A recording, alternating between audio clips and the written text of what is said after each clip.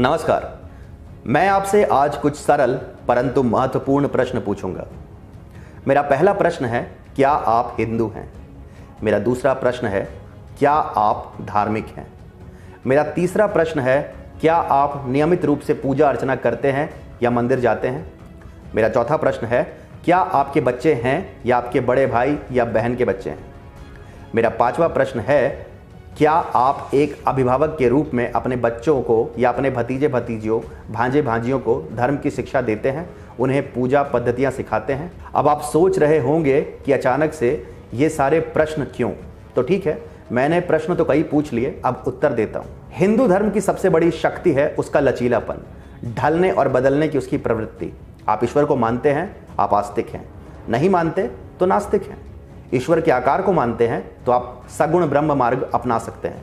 ऐसा मानते हैं कि ईश्वर निराकार और सर्वव्यापी हैं तो आप निर्गुण ब्रह्म अपना सकते हैं। शिव को श्रेष्ठ मानते हैं तो शैव मार्ग है, विष्णु को श्रेष्ठ मानते हैं तो वैष्णव मार्ग है, शक्ति को श्रेष्ठ मानते हैं तो शाक्त मार्ग है, सबको समान मानते हैं तो सबकी पूजा कर सकते हैं। अगर पद्धतियों और विचारों को समझना है तो वेद हैं, भावार्थ जानना है तो उपनिषद है, कथा रूप में समझना सरल है तो पुराण है, साहित्य चाहिए तो महाभारत और रामायण है, कर्म मार्ग में रुचि है तो गीता है, तीर्थ पर जाना है तो हर गली में मंदिर है, 4 धाम है, शक्तिपीठ है, ज्योतिर्लिंग है, और अगर नहीं जाना है तो घर पर एक छोटा सा पूजा घर ही आपका तीर्थ बन सकता है। पढ़ने के लिए मंत्र है, समझने के लिए सूत्र है और गाने के लिए भजन है। परंतु हिंदू धर्म का लचीलापन उसकी सबसे बड़ी शक्ति होने के साथ साथ ही उसकी सबसे बड़ी निर्बलता भी है। हमारा धर्म डूज और डोंट्स पर आधारित नहीं है। हमारी कोई एक पुस्तक नहीं है जिसमें लिखित आदेश सर्वमान्य हो। हमारा कोई एक सर्वव्यापी भगवान तक नहीं है जिनका कथन हमारा विधि विधान हो। सनातन का अर्थ है सदा से। हमारा धर्म मार्केटिंग या दूसरों को धर्मांतरित करने के लिए नहीं बनाया गया था, और इसी कारण आज के आधुनिक युग में हमारे सामने एक अनोखी चुनौती आकर खड़ी हो गई है, जिससे अभी नहीं निपटा गया तो परिणाम भयावह हो सकते हैं। मैं अभी 2 विषयों की बात करूंगा, पहला नया और दूसरा 1-2 वर्ष पुराना। कुछ दिनों पहले खबर आई कि झारखंड में एक चोर तबरेज अंसारी सरेआम पीट पीट कर मार डाला गया। फिर बात उठी कि उस भीड़ में कुछ लोगों ने उससे जय श्री राम का नारा लगाने को कहा। धीरे धीरे ये मीडिया में एक बहुत बड़ी खबर बन गई और इसे उग्र हिंदुत्व के परिणाम का नाम देकर खूब उछाला गया। टिकटॉक नाम का एक वीडियो शेयरिंग ऐप, जिसमें अक्सर लोग नाचने गाने और डायलॉगबाजी के वीडियोस डालते हैं, उसमें फैजल शेख और हसनैन खान नाम के 2 टिकटॉक सेंसेशंस ने एक वीडियो डाला जहां सरेआम तबरेज अंसारी का प्रतिशोध लेने की बात की गई और साथ ही साथ आतंकवाद को भी सही ठहराया गया। इस वीडियो की चारों ओर घोर निंदा हुई, खास करके हिंदू समाज की ओर से, और इसके कारणवश ऐप कंपनी ने इनके अकाउंट्स डिलीट कर दिए। पर उसके बाद जो हुआ वो आप स्वयं ही देख लीजिए।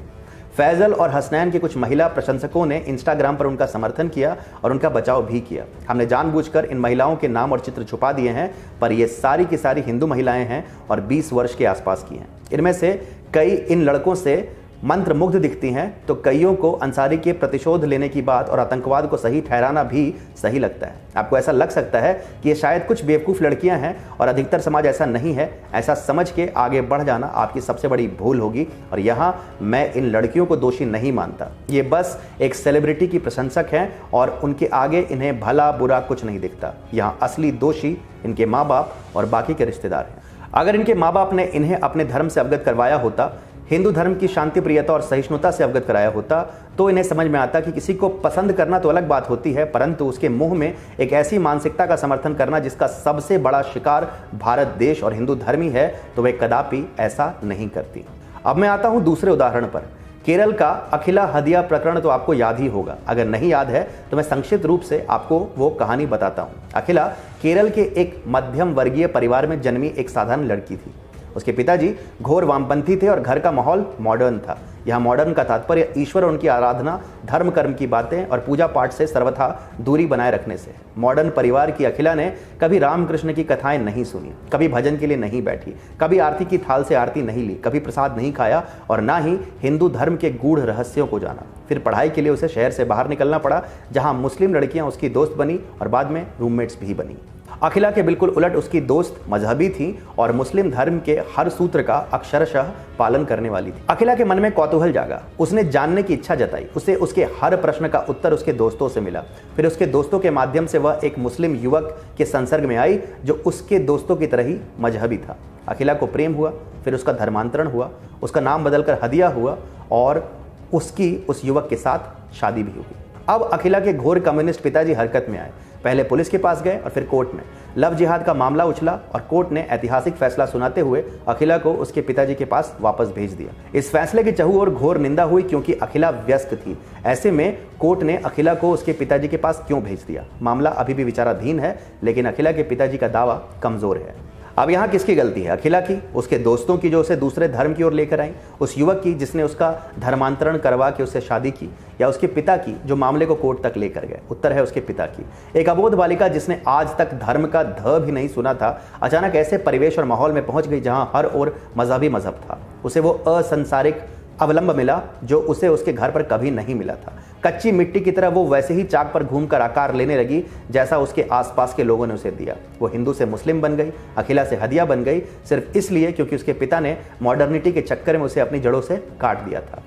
आज भारत में हजारों लाखों अखिला हदिया बनने को अग्रसर हैं, क्योंकि इस देश में हर व्यक्ति को मॉडर्न बनना है। स्वघोषित मॉडर्न लोगों को धर्म पुराणपंथी विचारधारा लगती है, राम और कृष्ण काल्पनिक लगते हैं, गेम ऑफ थ्रोन्स महाभारत से अधिक वृहत और हैरी पॉटर रामायण से अधिक रोचक लगती है। मॉडर्निटी का अर्थ है आगे बढ़ना, उन्नति करना, प्रगति करना, पर जो प्रगति हमें हमारी जड़ों से ही काट दे वो प्रगति नहीं दुर्गति है, उन्नति नहीं अवनति है। आगे बढ़ना नहीं, नीचे गिरना है। इसलिए अब मैं फिर से वही सवाल दोहराऊंगा। मेरा पहला प्रश्न है, क्या आप हिंदू हैं? मेरा दूसरा प्रश्न है, क्या आप धार्मिक हैं? मेरा तीसरा प्रश्न है, क्या आप नियमित रूप से पूजा अर्चना करते हैं या मंदिर जाते हैं? मेरा चौथा प्रश्न है, क्या आपके बच्चे हैं या आपके बड़े भाई या बहन के बच्चे हैं? मेरा पांचवा प्रश्न है, क्या आप एक अभिभावक के रूप में अपने बच्चों को या भतीजे भतीजियों या भांजे भांजियों को धर्म की शिक्षा देते हैं, उन्हें पूजा पद्धतियाँ सिखाते हैं? अगर नहीं तो अभी भी देर नहीं हुई है। आने वाली पीढ़ी का धार्मिक और बौद्धिक प्रशिक्षण आज से ही प्रारंभ करें, ताकि आज से 15-20 वर्ष बाद मेरे जैसा कोई लेखक आपको आपके बच्चों के चारित्रिक हास के लिए दोषी ना ठहराए।